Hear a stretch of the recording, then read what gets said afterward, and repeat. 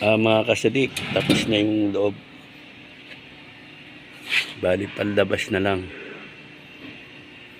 Ayan, ina-update ko lang kayo. Tapos na, napinturahan na yung panloob.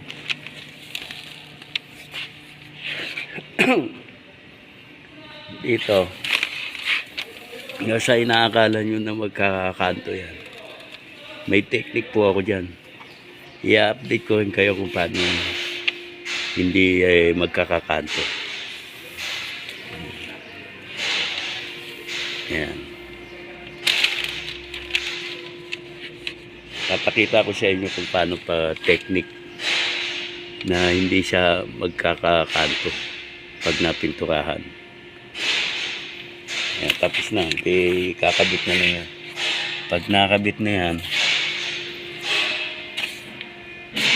nakabit na yan, saka labas na pipinturahan.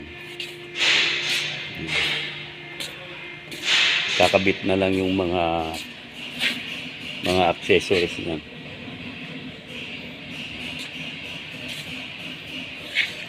Ayan.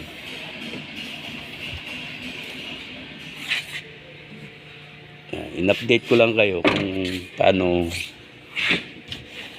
para ayan. Ayan.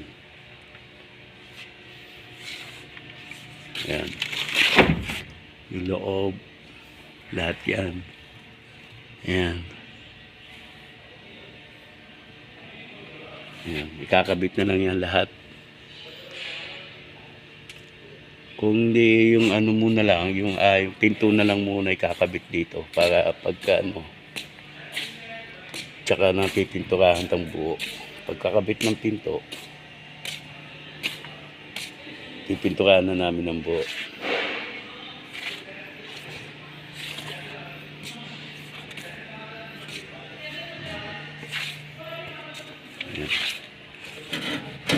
Panloob lang muna inuna namin para madaling pinturahan, kasi pagka